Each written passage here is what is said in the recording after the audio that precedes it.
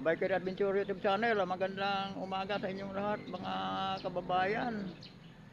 Sa ating mga OFW, magandang umaga sa inyong lahat at advance Merry Christmas. Ingat-ingat lang kayo dyan sa inyong kung saan man kayong dako sa mundo naroroon.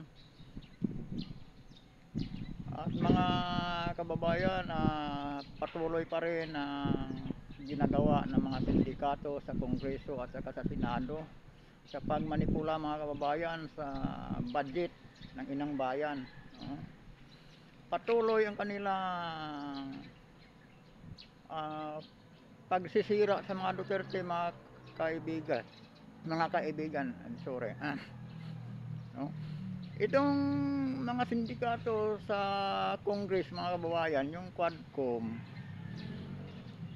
kahit nagbigay na ng resulta sa audit ang COA,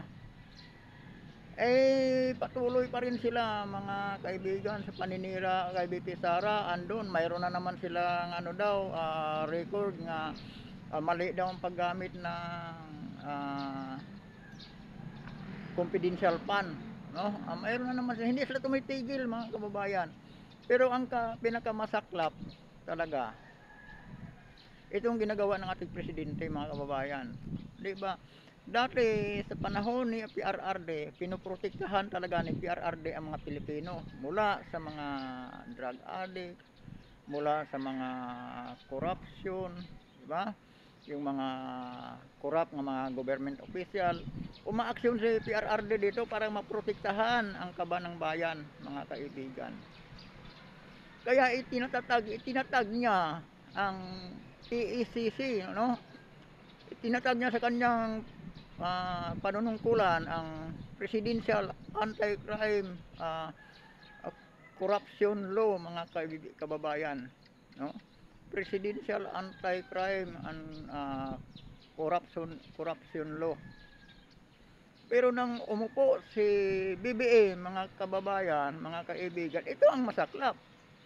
Ang itinatag ng dating Pangulong Duterte upang protektahan ang kaban ng bayan, yung Presidential Anti-Crime Corruption Law, inaabulis ng kasalukuyang administrasyon, inaabulis ni BBM, no? President Marcos Jr. Inaabulis niya. Bakit niya inaabulis ang isang matawag natin isang proteksyon sa kaban ng bayan, yung itinatayo ni PRRD nga Presidential Anti-Crime Corruption Law. Inaabulis ito ni BBM mga kaibigan. Ito ang kanyang unang ito talaga ang unang niyang aksyon ng ang umupo. Ito na ngayon ang resulta mga kababayan. Ibig sabihin talaga yon, may motibo talaga siya sa kanyang panunungkulan, hindi serbisyo para sa inang bayan, kundi ay ang pangsariling pagnanakaw sa pera ng bayan. Ito pa ang pinakamasaklap, di ba? Maliban sa ang mga pundo ng PhilHealth, DSIS, SSS, Pag-ibig, kung ano-ano pa, ang mga pundo dito mga kababayan ay pinagkukuha na. Di ba? Ang pinaka-controversial sa lahat itong PhilHealth, kasi kailangan yan. Ito pa mga kababayan, sa uling nabalitaan natin, hindi nakaligtas pati ang EEP Modernization Program.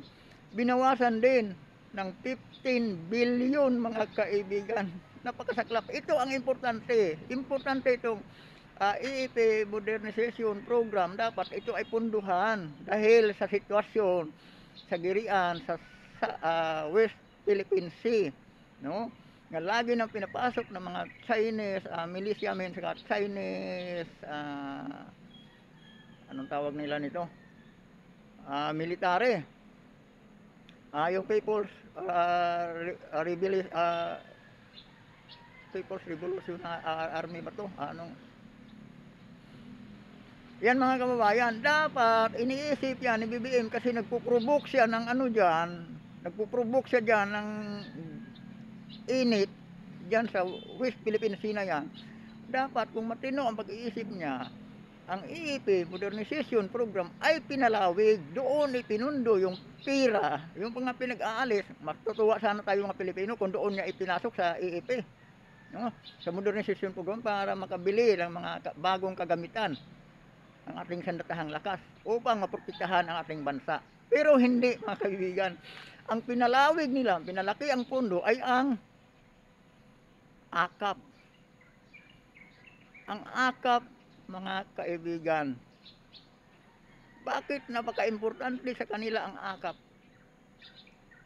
Ilang bilyon ba ang maibulsa nila dito? Itong akap mga kaibigan, ito talaga, itong mga at ibang uri, ngayon lang nangyayari ito na mga ayuda, ay ginagawa talaga itong exit mga kaibigan sa pira ng bayan. Dito nila ilalabas ang pondo ng bayan sa pamamagitan ng akap upang magiging legal mga kababayan ang kanilang pagnanakaw sa pira ng gobyerno.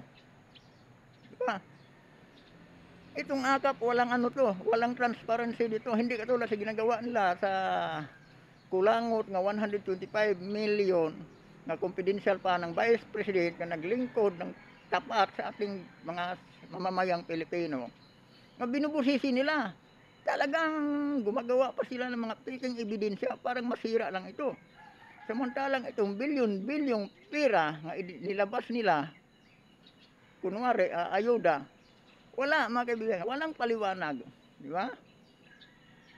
Napakamarahas na grupo itong sindikatong Quadcom at saka yan dyan sa Senado mga kababayan.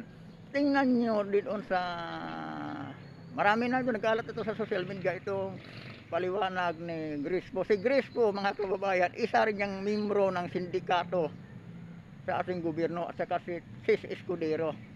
Yan sila.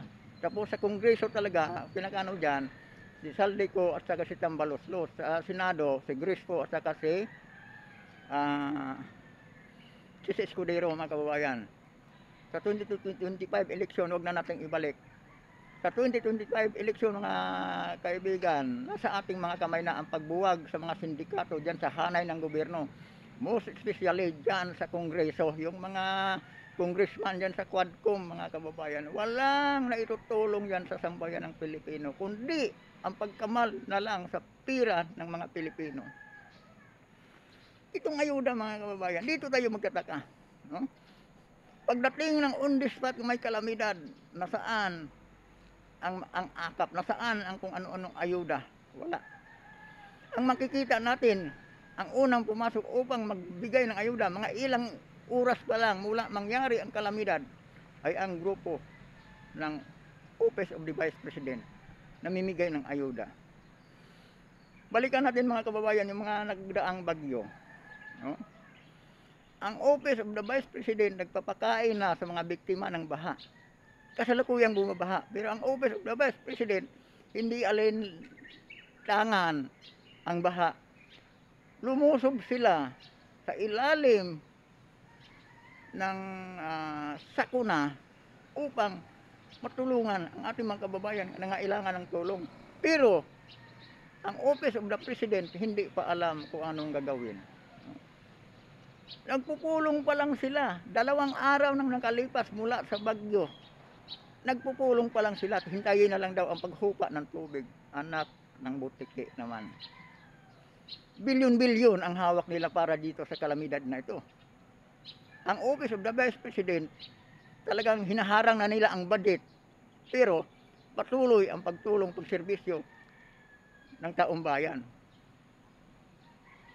Pag ano mga babayan, pagka nung lumabas pumutok ang bulkan, ang Office of the Vice President, napakatirik sa init ng araw, ay namimigay na ng ayuda sa mga biktima na epektuhan sa pagputok ng bulkan.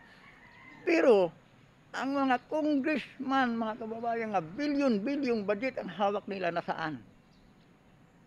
Hindi sila nakikita, no?